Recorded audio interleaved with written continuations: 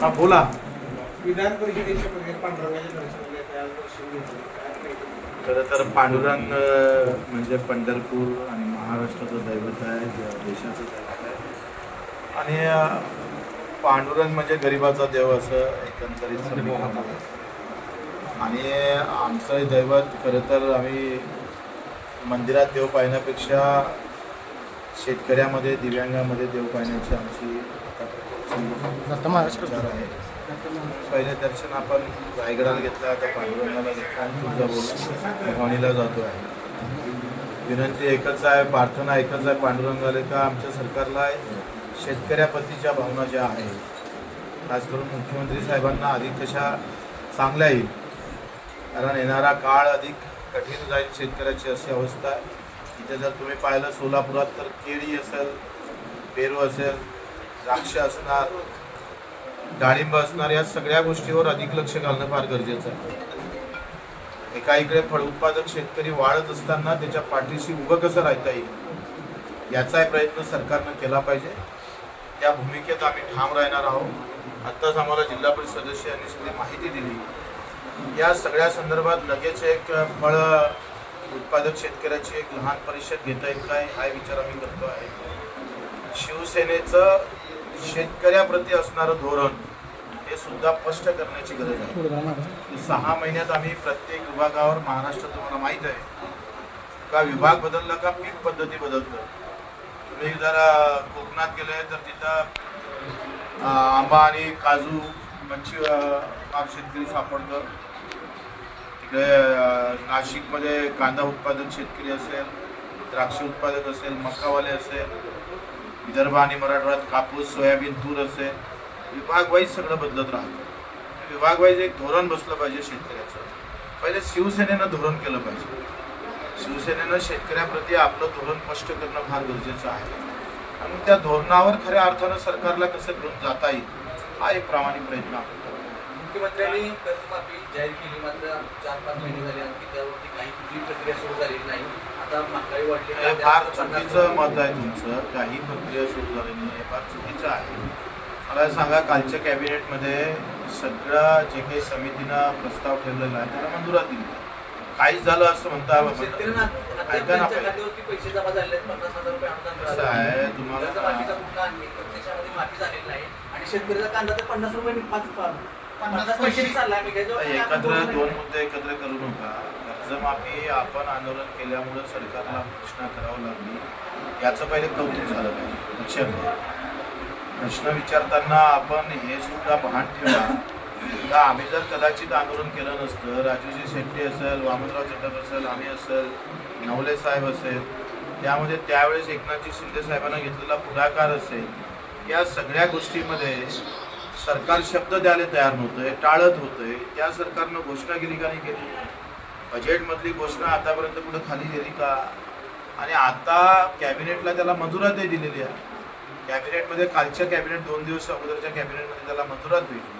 ते काही करण्याचे प्रकार नाही आहे, लक्षात घ्या. आता त्याचा शासन निर्णय निघणार. शासन निर्णय झाला का कर्जमाफी त्या शेतकऱ्याच्या खात्यात जाईल, म्हणजे बँकेत जाईल. ते प्रत्यक्ष शेतकऱ्याला भेटणार आहे का? तर बिलकुल भेटणार नाही. त्याच्यात अधिक घाईची गरज नाही आहे. माझं असं मत आहे का त्याच्या खात्यात गेल्यानंतर आता आमचं असं म्हणणं आहे का त्याचं लवकर ते झालं पाहिजे. कारण जून महिन्यात जर त्या थकीत कर्जदाराचं खातं जर नील झालं तर त्याला नवीन हंगामासाठी कर्ज भेटेल.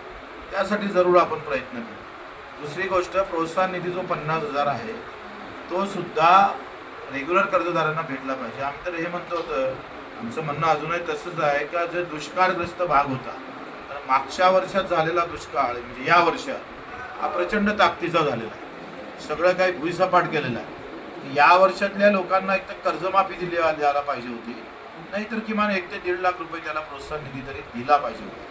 त्यासाठी आमची मागणी ठाम आहे. त्याच्यासाठी अधिवेशनातही आपण कशा पद्धतीने लढा देता येईल ते आपण लढवू. दुसरं राहिलं कांदा आणि तुमचं कांद्याचं असेल, आंबा उत्पादक शेतकऱ्याचं नुकसान झालं, काजू उत्पादक शेतकऱ्याचं आहे, तुमच्या इकडे केळी उत्पादक शेतकऱ्याचं पण झालं. इथल्या केळी उत्पादक फार चांगला आहे, आनंदित आहे असं थोडं आहे की तुम्ही सोलापूरचे आहे, तुम्हाला हे माहीत असलं पाहिजे का केळी उत्पादक शेतकऱ्याचं प्रचंड नुकसान झालेलं आहे. कारण आखाती युद्धामुळं केळी ज्या प्रमाणात द्राक्ष झाले पाहिजे ते त्या प्रमाणात गेले नाही. त्याचे परिणाम आम्ही पाहिलो सगळ्यात जास्त शेतकऱ्याला पोहोचले. त्यामुळे याच्यासाठी कायमचा तोडगा निघणं फार महत्त्वाचं आहे. काय होतंय, दरवर्षी ऊन वारा पाऊस आला का आपली मागणीसाठी आपल्याला रस्त्यावर यावं लागतं. हे न होता कायमस्वरूपी कुठेतरी मार्ग कसा निघेल याच्यावर आम्ही प्रयत्न केला पाहिजे. पहिली गोष्ट तर भाव भेटते काय, तर भावासाठी लढलो पाहिजे. आणि आत्ता जे हमीभाव जाहीर केले केंद्र सरकारनं फार कमी प्रमाणात केलेले आहे. कुठं काही पिकावर 70 रुपये वाढवले, काही पिकावर 200 वाढवले. यासाठी सुद्धा शिवसेना शेतकऱ्याच्या पाठीशी उभं राहण्याचा प्रयत्न कसा करता येईल हे आपण करू. दुसरी गोष्ट आहे का, भाव कमी जर भेटत असेल तर उत्पादन खर्च कमी केला पाहिजे. आणि उत्पादन खर्च कमी कसा होईल तर मजुरीचा येणारं संकट जे आहे ते मजुरीचं संकट राहणार आहे. गावात मजूरच भेटणार नाही, सगळ्यात मोठं संकट आहे. म्हणजे याचा अभ्यास करणं सुद्धा सगळ्याची गरज आहे. कारण आज आपण पाहतोय का गावातला मजूर संपला कारण त्याला रोजगार भेटत नाही. आणि मग MRHS मधून जर फळ पिकं असेल किंवा इतर पिकं असेल त्याचा मजुरीचा खर्च जर आम्ही पाहतोय MRHS मधून कव्हर जर केला तर उत्पादन खर्च कमी झालं तर आपोआपच नफ्याचा वाटेकरी शेतकरी बनू शकतं.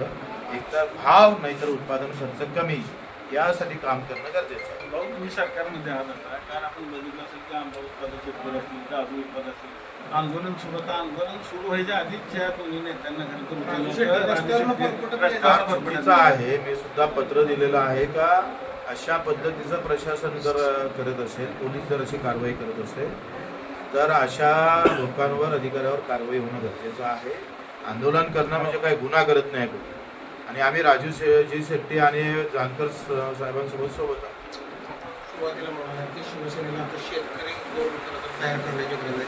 आता आपण शिवसेनेकडे काय इतके दिवस काय अभ्यास नव्हता शिवसेनेचा? शिवसेनेचं धोरण आहेच, त्याला अपडेट करणं गरजेचं आहे. तो त्याचा वेगळा अर्थ घेतो. म्हणून जरांगे पाटील आता आंदोलनाची घोषणा केली. 30 तारखेपासून परत एकदा अंतरवली सराटीत 17 गॅजेटसाठी ते आंदोलन सरकार कुठे फसवणूक करते ना. ते वारंवार ते तुम्ही निघा टीका करतात. मला असं वाटते का मी पहिलेच ठरवलं आहे का जातीपातीच्या मुद्द्यामध्ये, कुठल्याही जातीपातीच्या मुद्द्यामध्ये आपण लक्ष घालायचं. आमचं लक्ष मजूर असेल, शेतकरी असेल, दिव्यांग असेल, वंचित घटक असेल. कारण शेतकरी हा सगळ्या जातीत आहे, सगळ्या धर्मात आहे, सगळ्या पंथात आहे. दिव्यांग पण सगळ्याच्यात आहे. सार्वत्रिक लढाई लढणं फार महत्त्वाचे आहे. आरक्षणाच्या लढाईसाठी जानकर साहेब असेल, ओबीसीसाठी वेगळे नेते असेल, ते सक्षम आहे त्या ठिकाणी. मला वाटते ते कुठेही कमी पडणार नाही.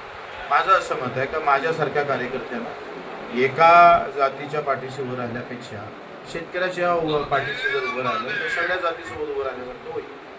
तुम्ही आज विठ्ठलाचं दर्शन घेण्याकरता आलेला आहात.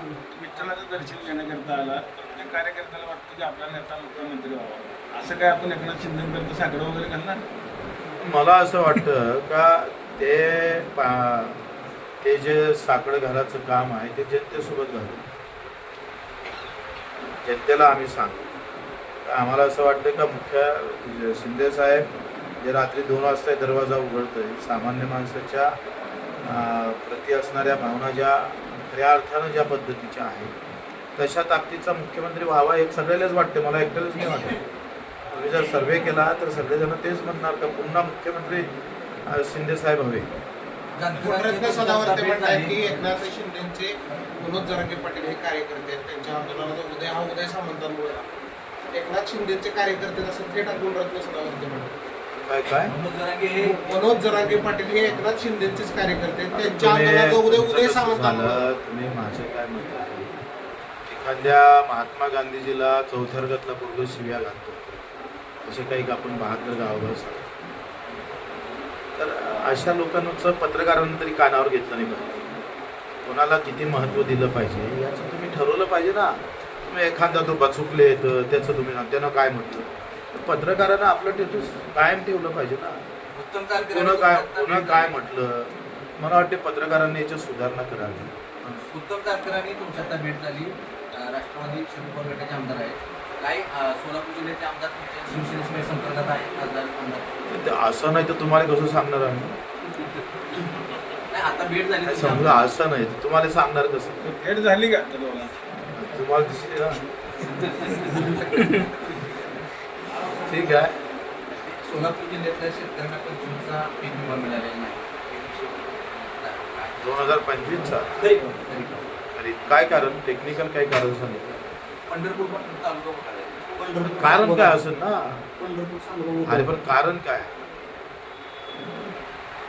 तुम्हालाही माहिती मी ते शोधून घेतो. शक्तीपीठ महामार्गाला आता पुन्हा विरोध होतोय.